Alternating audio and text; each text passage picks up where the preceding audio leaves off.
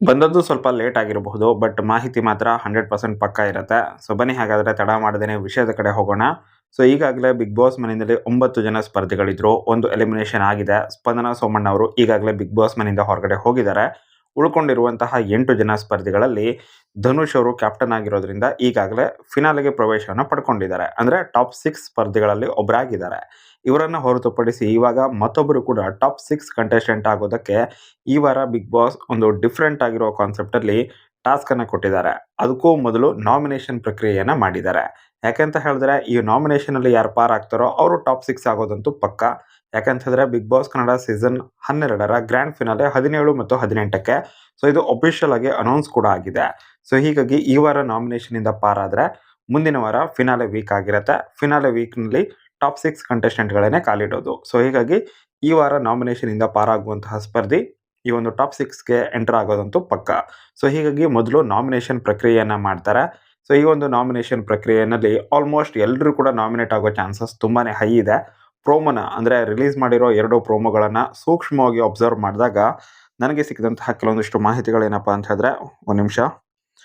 So ಇದರಲ್ಲಿ main ಆಗಿ ವಿಷಯ ಬರೋದೇನೆ ನಾಮಿನೇಷನ್ನಲ್ಲಿ ಮೊದಲನೇದಾಗಿ ಅಶ್ವಿನಿ ಅವರು ಗಿಲ್ಲಿ ಅವರ ಹೆಸರನ್ನ ಅಂತೂ 100% ತಗೊಂಡೇ ಇರ್ತಾರೆ. ಇವ್ರ ಜೊತೆಗೆ ಕಾವ್ಯ ಅವರ ಹೆಸರು ಕೂಡ ಬಂದಿರುತ್ತೆ. ಇವರ ಜೊತೆಗೆ ಗಿಲ್ಲಿ, ಅಶ್ವಿನಿ ಮತ್ತೆ ರಘು ಅವರ ಹೆಸರನ್ನ ತೆಗೆದುಕೊಳ್ತಾರೆ. ಹಾಗೆಯೇ ರಾಶಿಕಾ ಅವರು ರಕ್ಷಿತಾ ಮತ್ತೆ ಅಶ್ವಿನಿ ಗೌಡ ಅವರ ಹೆಸರನ್ನ ತೆಗೆದುಕೊಂಡಿರೋದು ಕ್ಲಿಯರ್ ಆಗಿ ಗೊತ್ತಾಗ್ತಾ ಇದೆ. ಹಾಗೆಯೇ ರಕ್ಷಿತಾ ಅವರು ಅಶ್ವಿನಿ ಗೌಡ ಮತ್ತೆ ರಾಶಿಕಾ ಅವರ ಹೆಸರನ್ನ ತೆಗೆದುಕೊಂಡಿರೋದು ಕೂಡ ಕ್ಲಿಯರ್ ಆಗಿ ಗೊತ್ತಾಗ್ತಾ ಇದೆ. ಇನ್ನು ಧ್ರುವಂತ್ ಅವರು ರಘು ಮತ್ತೆ ರಕ್ಷಿತಾ ಇವರಿಬ್ಬರ ಹೆಸರನ್ನ ತೆಗೆದುಕೊಂಡಿದ್ದಾರೆ.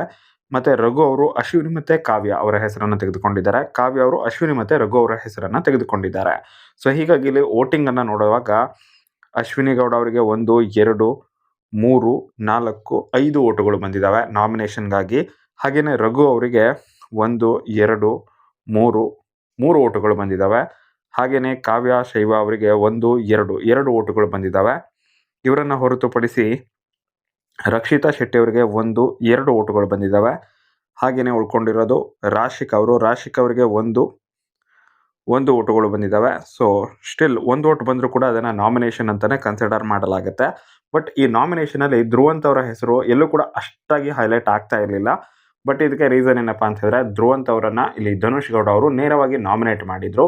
ಸೊ ಹೀಗಾಗಿ ಅವರು ನಾಮಿನೇಷನಲ್ಲಿ ಇದ್ದರು. ಸೊ ಅದರಿಂದಾಗಿಯೇ ಅವರ ಹೆಸರು ಎಲ್ಲೂ ಕೂಡ ಅಷ್ಟಾಗಿ ಕಾಣಿಸ್ಕೊಂಡಿಲ್ಲ ನಾಮಿನೇಷನ್ನ ವಿಷಯದಲ್ಲಿ. ಇನ್ನು ಟಾಪಿಕ್ಗೆ ಬರೋದಾದರೆ, ಇವಾಗ ಆಲ್ಮೋಸ್ಟ್ ಎಲ್ಲರೂ ಕೂಡ ನಾಮಿನೇಟ್ ಅನ್ನೋ ರೀತಿನಲ್ಲಿ ಆಯಿತು. ಸೊ ಹೀಗಾಗಿ ಇವಾಗ ಬಿಗ್ ಬಾಸ್ ಒಂದು ದೊಡ್ಡ ಟ್ವಿಸ್ಟನ್ನು ಕೊಟ್ಟಿದ್ದಾರೆ. ಆ ಟ್ವಿಸ್ಟ್ ಏನಪ್ಪ ಅಂತ ಹೇಳಿದ್ರೆ, ನಾಮಿನೇಷನ್ ಯಾರೆಲ್ಲ ಇದ್ದಾರೋ ಅಂದರೆ 7 ಜನ ಕೂಡ ಇದ್ದಾರೆ. ಧನುಷ್ ಅವರು ಕ್ಯಾಪ್ಟನ್. ಸೊ ಹೀಗಾಗಿ ಅವರಿಲ್ಲ. ಅವರು ಈಗಾಗಲೇ ಟಾಪ್ 6ಗೆ ಎಂಟರ್ ಆಗಿದ್ದಾರೆ. ಇವಾಗ ಇರುವಂತಹ 7 ಜನ ಸ್ಪರ್ಧಿಗಳಲ್ಲಿ 7 ಜನ ಕೂಡ ಈ ವಾರದ ಟಾಸ್ಕ್ಗಳನ್ನು ಆಡಬೇಕು. ಹಾಗೆಯೇ ಯಾವ ರೀತಿಯಾಗಿ ಅಲ್ಲಿ ವಿಷಯವನ್ನು ತರ್ತಾರೆ ಅಂತ ಗೊತ್ತಿಲ್ಲ. ಬಟ್ ಈ 7 ಜನನು ಕೂಡ ಒಬ್ರಿಗೊಬ್ರು ಚಾಲೆಂಜ್ ಮಾಡಿ ಆ ಟಾಸ್ಕಲ್ಲಿ ವಿನ್ ಆಗಿ ನೆಕ್ಸ್ಟ್ ರೌಂಡಿಗೆ ಹೋಗಬೇಕು. ಸೊ ಅದನ್ನು ಓಕೆ ಮಾಡೋದು ಧನುಷ್ ಅವರು ಅಂತ ಕಾಣಿಸುತ್ತೆ. ಫಾರ್ ಎಕ್ಸಾಂಪಲ್, ಇವಾಗ ಯಾರೋ ಒಬ್ಬರು ಬಂದು ಎ ಅನ್ನುವಂತಹ ಸ್ಪರ್ಧಿ ಬಂದು ನಾನು ಯಾರನ್ನೋ ಚಾಲೆಂಜ್ ಮಾಡ್ತೀನಿ ಒಂದು ಟಾಸ್ಕಿಗೋಸ್ಕರ ಅಂತ ಅವ್ರು ಹೇಳಿದ್ರೆ, ಸೊ ಆ ಸ್ಪರ್ಧಿನ ಚೂಸ್ ಮಾಡೋದಕ್ಕೆ ಒಂದು ವ್ಯಾಲಿಡ್ ಆಗಿರೋ ರೀಸನನ್ನು ಕೊಡಬೇಕು. ಸೊ ಆ ರೀಸನ್ ಓಕೆ ಅನ್ನೋದಾದರೆ ಸೊ ಆ ಸ್ಪರ್ಧಿಯ ಜೊತೆ ಆ ಗೇಮನ್ನು ಆಡಬೇಕಾಗಿರುತ್ತೆ. ಮತ್ತು ಅದರಲ್ಲಿ ಯಾರು ಗೆಲ್ತಾರೋ ಅವರು ಕ್ವಾಲಿಫೈಡ್ ಆಗ್ತಾರೆ ಮುಂದೆ. ಸೊ ಈಗ 7 ಜನ ಉಳ್ಕೊಂಡಿದ್ದಾರಲ್ಲೋ ಅವಾಗ ಒಬ್ಬರು ಎಲಿಮಿನೇಟ್ ಆಗ್ತಾರೆ, ಸೋತವರು ಎಲಿಮಿನೇಟ್ ಆಗ್ತಾರೆ, ಉಳಿದಿರೋದು 6 ಜನ. ಸೊ ಈ ರೀತಿಯಾಗಿ ಆಗ್ತಾ ಹೋಗುತ್ತೆ. ಕೊನೆಯಲ್ಲಿ ಯಾರು ಉಳ್ಕೊಳ್ತಾರೋ ಅಥವಾ ಜಾಸ್ತಿ ಗೇಮನ್ನು ಅಥವಾ ಚಾಲೆಂಜ್ ಮಾಡಿ ಯಾರು ಗೆದ್ದಿರ್ತಾರೋ ಸೊ ಅವರು ಇವಾಗ ಟಾಪ್ 6ಗೆ ಎಂಟರ್ ಆಗ್ತಾರೆ. ಸೊ ಈ ರೀತಿಯಾಗಿ ಒಂದು ಕಾನ್ಸೆಪ್ಟನ್ನು ಇಟ್ಟಿದ್ದಾರೆ.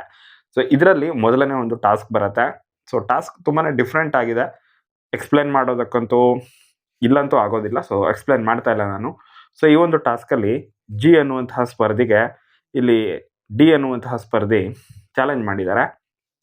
ಅದನ್ನು ನೀವು ಎಕ್ಸ್ಪ್ಲೇನ್ ಮಾಡ್ಕೊಂಡು ಕಾಮೆಂಟ್ ಬಾಕ್ಸಲ್ಲಿ ಬರೀರಿ. ಸೊ ಡಿ ಅನ್ನುವಂತಹ ಸ್ಪರ್ಧಿ ಅಂದರೆ ಧನುಷ್ ಅವರನ್ನು ಹೊರತುಪಡಿಸಿ ಅವ್ರು ಕ್ಯಾಪ್ಟನ್ ಆಗಿದ್ದಾರಲ್ವ. ಸೊ ಹೀಗಾಗಿ ಇನ್ನೊಂದು ಡಿ ಅನ್ನುವಂತಹ ಸ್ಪರ್ಧಿ ಮೊದಲು ಆರ್ ಅನ್ನುವಂತಹ ಸ್ಪರ್ಧಿಗೆ, ಮೇಲ್ ಕಂಟೆಸ್ಟೆಂಟ್ ಆರ್ ಅನ್ನುವಂತಹ ಸ್ಪರ್ಧಿಗೆ ಚಾಲೆಂಜ್ ಮಾಡಿರ್ತಾರೆ. ಬಟ್ ಅಲ್ಲಿ ವ್ಯಾಲಿಡ್ ರೀಸನ್ಗಳನ್ನು ಕೊಟ್ಟಿರೋದಿಲ್ಲ. ಸೊ ಹೀಗಾಗಿ ಅದನ್ನು ಕ್ಯಾನ್ಸಲ್ ಮಾಡ್ತಾರೆ. ನಂತರ ಡಿ ಅಥವಾ ಧ್ರುವ ತಾರೆ ಅನ್ನುವಂತಹ ಸ್ಪರ್ಧಿ ಏನು ಮಾಡ್ತಾರೆ, ಜಿ ಅನ್ನುವಂತಹ ಸ್ಪರ್ಧಿಗೆ ನಟರಾಜ, ಸೊ ಇವರಿಗೆ ಚಾಲೆಂಜ್ ಮಾಡ್ತಾರೆ. ಹಾಗೆಯೇ ಒಂದು ಸರಿಯಾದಂತಹ ಕಾರಣಗಳನ್ನು ಕೂಡ ಕೊಡ್ತಾರೆ. ಸೊ ಅದರಿಂದಾಗಿ ಧನುಷ್ ಅವರು ಅದನ್ನು ಅಕ್ಸೆಪ್ಟ್ ಮಾಡ್ಕೊಂಡಿದ್ದಾರೆ ಅಂತ ಕಾಣಿಸುತ್ತೆ. ಸೊ ಅದರಿಂದಾಗಿ ಇವಾಗ ಧ್ರುವ ತಾರೆ ಮತ್ತು ನಟರಾಜ, ಜಿ ನಟರಾಜ, ಸೊ ಅವರಿಗೆ ಒಂದು ಟಾಸ್ಕನ್ನು ಇಟ್ಟಿದ್ದಾರೆ. ಸೊ ಈ ಒಂದು ಟಾಸ್ಕ್ ಸಖತ್ ಇಂಟ್ರೆಸ್ಟಿಂಗ್ ಆಗಿನೇ ಹೋಗುತ್ತೆ. ಸೊ ಜಿ ಅನ್ನುವಂತಹ ಸ್ಪರ್ಧಿ ಸ್ಟಾರ್ಟಿಂಗ್ಲೇ ಸಖತ್ ಡಾಮಿನೇಟ್ ಮಾಡ್ತಾರೆ. ಇನ್ನೇನು ಟಾಸ್ಕನ್ನು ವಿನ್ ಆಗ್ತಾರೆ ಅನ್ನೋ ರೇಂಜಿಗೆ ಹೋಗ್ತಾರೆ. ಬಟ್ ನಂತರ ಡಿ ಅನ್ನುವಂತಹ ಸ್ಪರ್ಧಿ ಅಥವಾ ಈ ಧ್ರುವತಾರೆ ಅನ್ನುವಂತಹ ಸ್ಪರ್ಧಿ ಅವರು ಕಮ್‌ಬ್ಯಾಕ್ ಮಾಡಿ ಆ ಒಂದು ಟಾಸ್ಕನ್ನು ವಿನ್ ಆಗಿದ್ದಾರೆ ಅನ್ನುವಂತಹ ಒಂದು ಮಾಹಿತಿ ಇದೆ. ಸೊ ಅಥವಾ ಅವರೇನೆ ವಿನ್ ಆಗಬಹುದೇನೋ ಇದು ನನ್ನ ಪ್ರಿಡಿಕ್ಷನ್.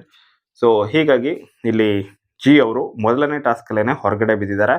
ಇವಾಗ 7 ಜನ ಏನು ನಾಮಿನೇಟ್ ಆಗಿದ್ರು ಅದರಲ್ಲಿ ಜಿ ಅನ್ನುವಂತಹ ಸ್ಪರ್ಧಿ ಇವಾಗ ಔಟ್. ಉಳಿದಿರುವಂತಹ 6 ಜನ ಸ್ಪರ್ಧಿಗಳು ರೇಸಲ್ಲಿದ್ದಾರೆ. ಅದರಲ್ಲಿ ಯಾರು ಕೊನೆಯದಾಗಿ ಉಳ್ಕೊಳ್ತಾರೋ ಅಥವಾ ಕೊನೆಯದಾಗಿ ಯಾರು ಜಾಸ್ತಿ ಗೇಮ್ಗಳನ್ನು ಗೆದ್ದಿರ್ತಾರೋ ಅವರು ಸರ್ವೈವ್ ಆಗಿ ಟಾಪ್ 6ಗೆ ಎಂಟರ್ ಆಗ್ತಾರೆ. ಹೀಗಾಗಿನೇ ಜಿ ಅನ್ನುವಂತಹ ಸ್ಪರ್ಧೆಯ ಅಭಿಮಾನಿಗಳಿಗೆ ಇದೊಂದು ದೊಡ್ಡ ಶಾಕಿಂಗ್ ನ್ಯೂಸ್ ಅಂತಾನೆ ಹೇಳಬಹುದು.